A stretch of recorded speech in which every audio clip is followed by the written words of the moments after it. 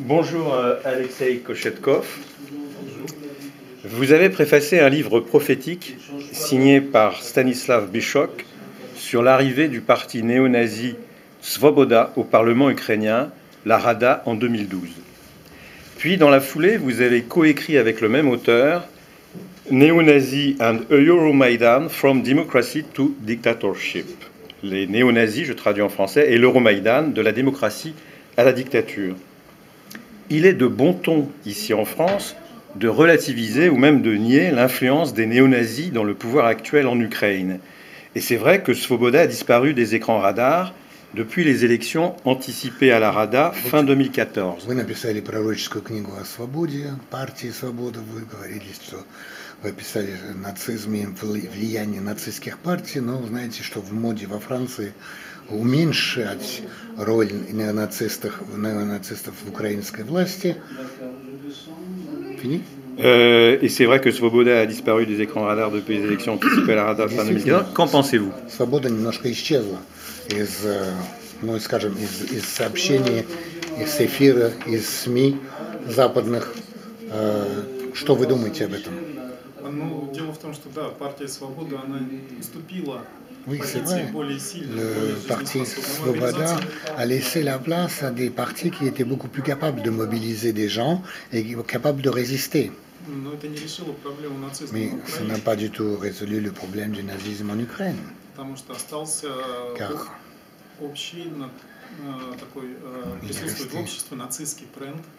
il y a une tendance, disons, sous influence nazie en Ukraine. Et ça se rencontre dans l'humeur générale, dans l'opinion publique et dans la rhétorique qui est employée par les politiques. Et puis par les positions qu'occupent les structures nazies elles-mêmes et les places qu'elles ont dans les gouvernements et le système ukrainien en général. Dans la vie politique ukrainienne contemporaine, aujourd'hui, on voit bien, d'après les derniers événements, notamment des bataillons volontaires, tels qu'on les appelle, jouent un rôle considérable. Et la majorité écrasante de ces volontaires sont des gens d'idées nazies affichées. Par exemple, le fameux bataillon Azov, qui est sinistrement connu, a comme symbole la symbolique nazie ouvertement, qui était utilisée pendant la Dernière Guerre mondiale par les détachements SS.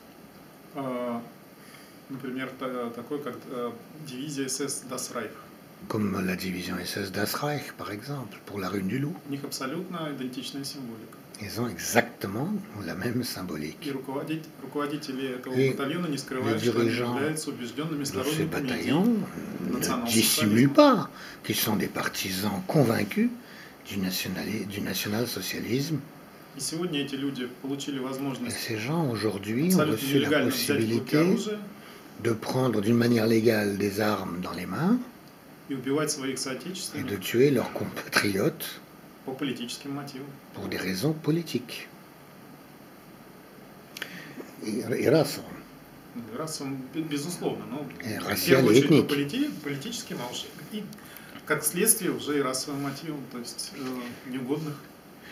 Alexei Kochetkov, votre livre, Les néo-nazis et l'Euromaïdan, va-t-il bientôt paraître en français? Oui, je l'espère. En fait, oui, en fait, ça y est, la traduction est faite dans l'ensemble. Mais malheureusement, on n'arrive pas à se mettre d'accord avec une édition, on n'arrive pas à trouver une édition, en fait. Est-ce que... On espère quand même en trouver. C'est déjà paru en Pologne, bon, en anglais, comme vous le savez. Ça fait déjà la 3e édition, en fait. Et on espère bien que ça sortira en français. Ouais. Pour revenir à ce que vous évoquiez tout à l'heure, donc l'importance de ces bataillons néo-nazis dans le conflit au Donbass actuellement, ici on est peu informé du fait que les forces de Kiev bombardent systématiquement la population civile du Donbass. Est-ce qu'on a affaire là à un véritable nettoyage ethnique qui répond à la politique raciale de l'idéologie néo-nazie? Est-ce qu'il s'agit d'entreprendre, de chasser toutes les populations russophones de l'Est de l'Ukraine? С Украины удалить все населения русскоязычные или их уничтожить? Ну, если мы посмотрим на то, как развивались события на Украине, comment se sont développés les événements en Ukraine, то открытым боевым действиям и вот этим варварским бомбардировкам мирных городов, effectivement, ces bombardements barbares des villes pacifiques et civiles. предшествовала пропагандистская кампания, развязанная украинской прессой. Une propagande a été précédée d'une propagande dans la presse ukrainienne et dans les réseaux sociaux Internet.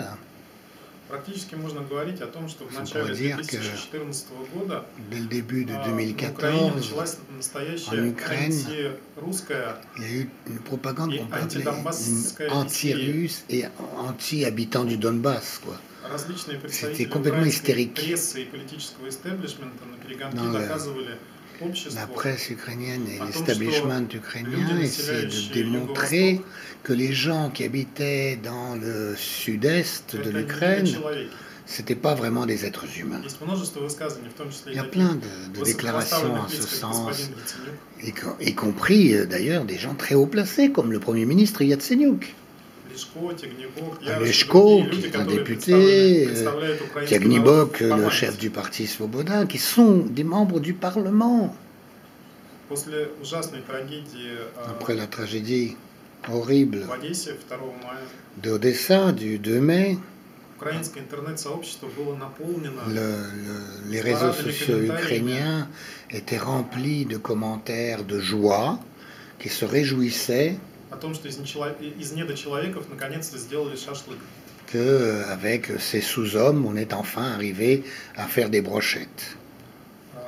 Il y a eu beaucoup d'exemples que des gens connus en Ukraine que la meilleure solution pour le Sud-Est serait l'extermination pure et simple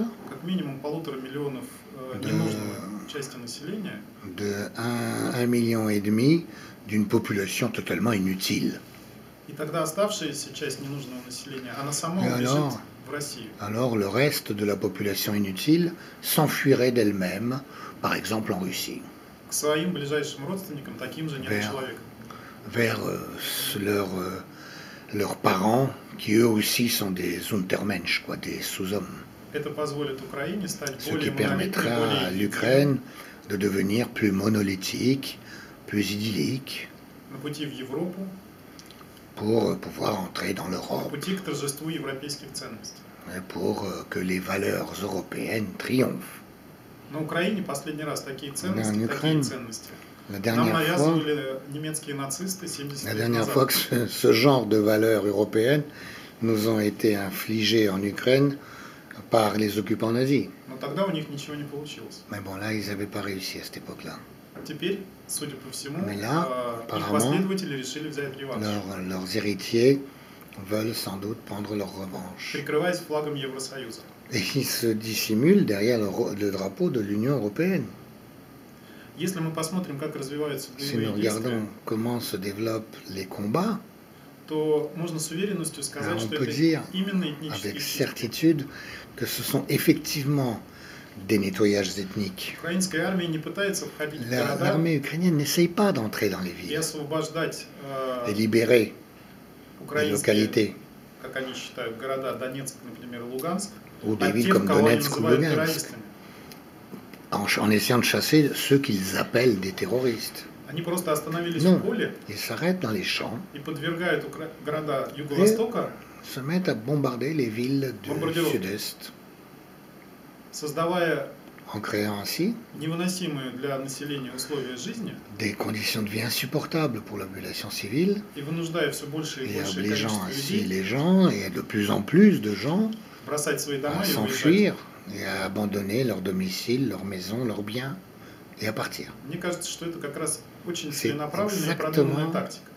évidemment, une Именно tactique направленная на то, réfléchie чтобы очистить qui эту veut территорию от коренного населения. effectivement chasser la population qui vit là depuis des siècles, который, по мнению современных киевских идеологов, qui, новой selon версии украинского l'opinion нацизма, des nouveaux idéologues qui vient de la nouvelle sauce nazie, является лишним и ненужным. sont inutiles, entre guillemets, et totalement en trop. Concrètement, cette région du Donbass est une région très industrialisée, avec des mines, des industries métallurgiques. Le fait de nettoyer ethniquement cette région, comment est-ce qu'elle fonctionne sur le plan de l'avenir de cette région? Понимаете, что в принципе Vous comprenez, c'est que будущее этого en региона, principe, оно le futur de cette région современные киевские власти абсолютно не интересует. est complètement indifférent au pouvoir actuel de Kiev. Более того, те Je dirais même силы, plus. которые стоят за Les forces переворотом qui sont derrière le coup d'État du 21 février они не 2014 заинтересованы в ne том, sont чтобы absolument pas intéressés промышленный регион Донбасса продолжал parce существовать qu'une именно как région промышленный центр. industrielle comme le Donbass continue à exister en tant que centre industriel. Промышленность, особенно металлургия, L'industrie et surtout la Донбасса métallurgie составляет конкуренцию, du в том числе, Donbass например, германским est en fait un peu potentiellement concurrente de la métallurgie allemande. Donc ça ne sert à rien. Мы видим повторение Donc on voit une répétition de l'histoire. например, в Польше.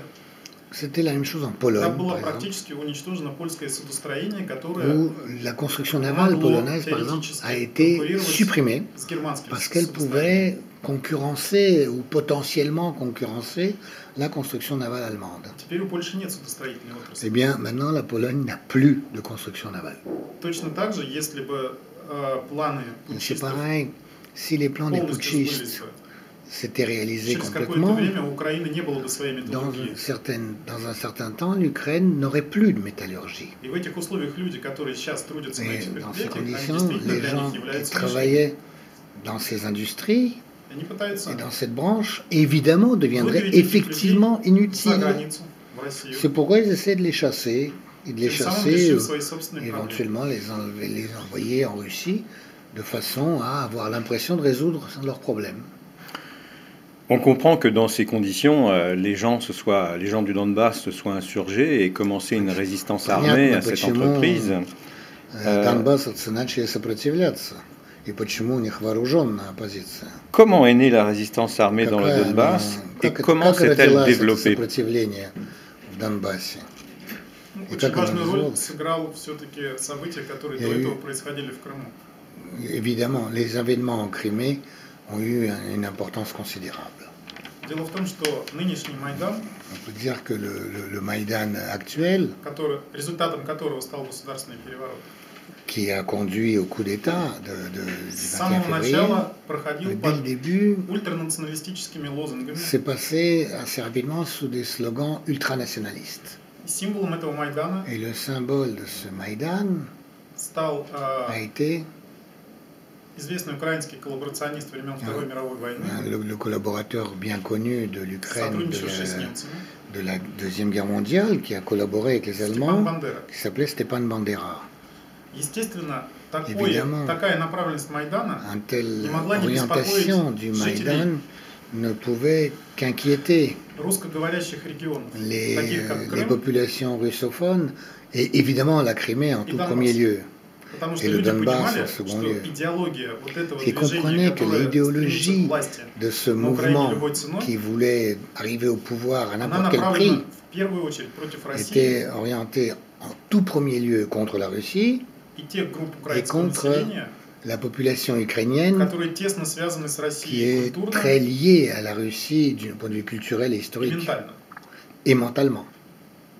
C'est pourquoi, après le coup d'État, la première chose qu'a fait le nouveau pouvoir a été de commencer à provoquer les régions russophones et russes pour essayer de les pousser à des actions de protestation. La première loi qui a été adoptée a été l'interdiction du russe comme langue régionale. Comme si l'Ukraine n'avait pas d'autres énormes problèmes. Sur les chaînes officielles de la télévision, se sont mises sont apparus des gens et on a commencé à montrer des articles ou des films sur le fait que la population de la Crimée s'opposait d'une manière inconstitutionnelle au coup d'État de Kiev. Et les propagandistes de Kiev ont commencé à expliquer que puisqu'ils étaient contre le renversement, ça voulait dire qu'ils étaient contre notre révolution, entre guillemets. Et puisqu'ils sont contre notre révolution, entre guillemets, ça veut dire qu'ils sont contre le peuple ukrainien. Ce qui était d'ailleurs une spéculation pure et simple. Mais ça a permis aux propagandistes de Kiev d'aller plus loin. Ils se sont mis à lancer des mots d'ordre. La Crimée sera ukrainienne ou sans personne dedans. Ce qui en Crimée a évidemment été compris comme une menace directe et non dissimulée. Et plus que ça, à travers la presse, il est arrivé jusqu'aux habitants de la Crimée que très bientôt, ils allaient créer des, entre guillemets, trains de l'amitié, dans lesquels des nationalistes ukrainiens de l'Ouest allaient arriver à Simferopol et à Sébastopol, et qu'ils allaient enseigner aux habitants de la Crimée à aimer correctement l'Ukraine. On comprend bien qu'en Crimée, où il y a quand même des traditions antifascistes très fortes, compte tenu de ce qui s'est passé en Deuxième Guerre mondiale, et bien évidemment, les gens n'avaient pas du tout envie de rencontrer les collaborateurs avec les Allemands pendant la Deuxième Guerre mondiale. Ce qui a provoqué ces mouvements de masse de protestation, en fait. Et en gros, c'est ça qui a motivé et qui a été le soubassement du processus de sortie de la Crimée de l'Ukraine et ensuite de son ralliement, de sa réunification avec la Russie. C'est très spéculatif, c'est complètement ridicule d'appeler ça l'annexion de la Crimée. On pourrait appeler ça la sécession de la Crimée, mais certainement pas l'annexion. Le résultat de la séparation de la Crimée a été en fait un accroissement des sentiments néo-nazis en Ukraine.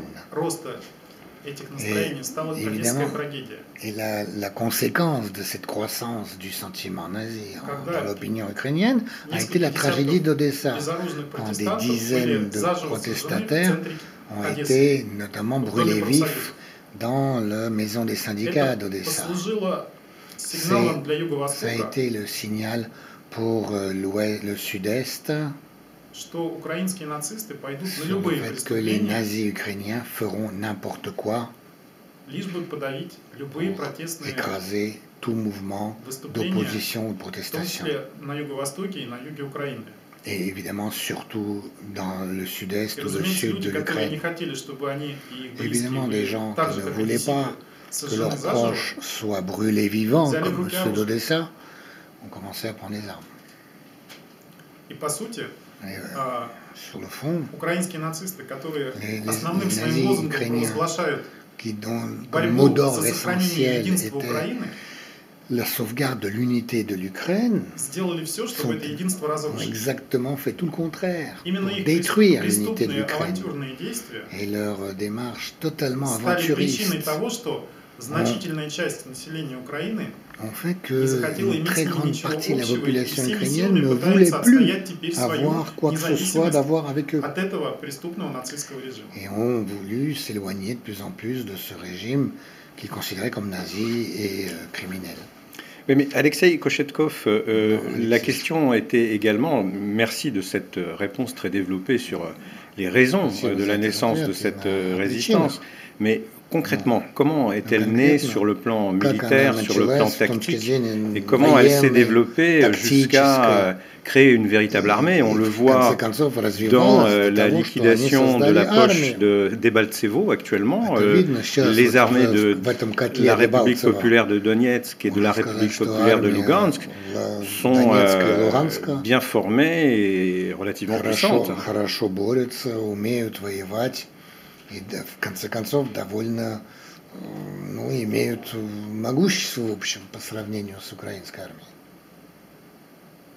Ну, дай бог, я думаю, что да, действительно. Да, oui, j'espère, oui.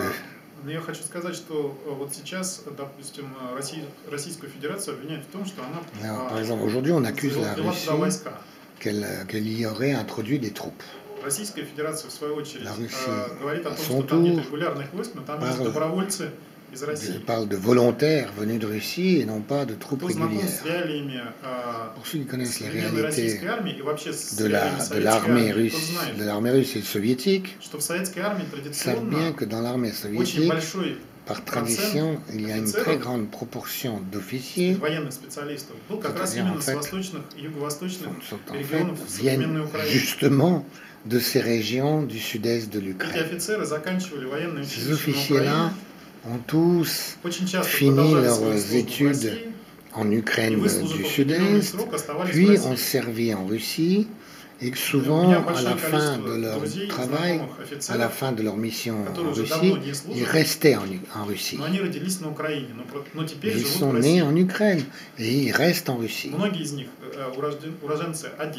y en a beaucoup qui sont nés ou à Odessa, ou Nikolaev. Et quand la guerre civile a commencé pour l'indépendance du Donbass, beaucoup de ces gens-là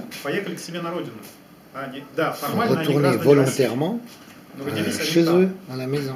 C'est vrai, souvent ce sont des citoyens russes par exemple, mais ils sont retournés chez eux. Et quand ils ont vu que le pouvoir ukrainien est en train de vouloir réduire, de raser les villes ukrainiennes de l'Est, et bien sûr, de ce point de vue-là, l'armée de Novorossiya est bonne, parce qu'il y a beaucoup d'officiers qualifiés. Donc, l'origine est effectivement là-bas, même s'ils ont servi en Russie, effectivement. Bon, il y a aussi des volontaires de Russie, c'est vrai, mais notamment des militaires. Mais qu'est-ce qui gênait l'Ukraine de créer depuis 23 ans une armée normale? C'est que les gens ne désertent pas l'armée de Novorossiya, tandis que l'armée ukrainienne connaît des désertions de masse, parce que les gens ne savent pas pour qui ils font la guerre, alors que les gens de Novorossiya savent qu'ils défendent leur famille. Oui, formellement, les Ukrainiens font une guerre pour eux, mais les gens de l'ouest de l'Ukraine, de l'armée ukrainienne, fondent tout un tas de mythes et maintenant sont en plus en train de les tuer et ils voudraient qu'ils restent dans le même état. Évidemment que ça ne marchera pas. Les États-Unis et l'OTAN interviennent-ils plus ou moins directement dans le conflit du Donbass via notamment la Pologne, qui est la plaque tournante des unités de mercenaires envoyées dans le Donbass.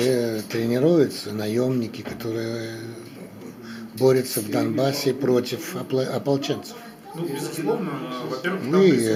il n'y a aucun doute. Oui, et il y a beaucoup d'armements qui est produit dans les pays de l'OTAN. Ils ont été beaucoup montrés et les livraisons d'armes ne cessent pas. Hein. Il y a beaucoup d'informations sur le fait que des représentants de compagnies privées américaines venant de Pologne qui ont été remarqués durant ce conflit. Il y a eu des témoignages sur même des pertes qu'ils ont subies. Et les Polonais qui le reconnaissent, mais les autorités polonaises essaient de dissimuler les choses et les journalistes qui enquêtent sur ces pertes n'ont pas vraiment le droit de travailler et en tout cas ont des tas d'obstacles en Pologne. Une dernière question, Alexei Kochetkov. On l'a déjà dit, on a parlé déjà du bataillon Azov. Dans leur rang, il y a des nazis des différents pays d'Europe. Par exemple, il y a des Suédois, il y a des Français, il y a des Allemands, des Polonais. Merci de cette précision. Donc, la dernière question que je voulais vous poser, Alexei Kochetkov, c'est au sujet de la situation en Russie maintenant. La situation est très dure. Un plan d'urgence économique a été établi pour faire face aux sanctions. L'on sait que le soutien de l'opinion publique au président Poutine est très important, mais l'opposition extra-parlementaire prépare une manifestation le 1er mars dans les rues de Moscou. Est-ce que vous pensez que la situation actuelle va profiter à cette opposition extra-parlementaire qui s'était un petit peu calmée après les événements de la fin 2011, début 2012? Позиция, которая успокоилась после 2011 и 2012 года. Вы как думаете, это и пойдет ей в пользу или нет? То, что она успокоилась, или то, что... Нет, это события в России и экономические санкции и так далее. Ну, дело в том, что санкции, конечно... Les sanctions, etc., évidemment. Вызывают серьезное недовольство. Provoque évidemment des mécontentements en Russie. Конечно, более чувствительно это падение курса рубля по отношению к доллару. La chute du rouble par rapport au dollar В первую очередь сказывается на тех, кто так или иначе привык часто выезжать в Европу. Difficile, mais surtout pour les gens qui ont été habitués à voyager, qui ont pu aller en Europe, à l'étranger. Ben là, en ce moment, il y en a moins. Parce qu'il y a beaucoup de gens qui préfèrent rester en Russie et qui préfèrent dans leur pays. Mais bon, on ne peut pas dire que ça ait provoqué en tout cas l'effet qu'escomptaient les États-Unis. Il n'y a pas eu un mécontentement de masse. En fait, plus il y a des pressions contre le pays ressenti comme tel par la population, plus les Russes sont capables de se concentrer autour de leurs dirigeants, même des dirigeants peu populaires. Et en tout cas, en plus, Poutine est plutôt populaire. Et donc, on peut dire qu'une politique comme ça est vouée à l'échec. Merci Alexei Kochetkov pour cette très intéressante interview. Спасибо.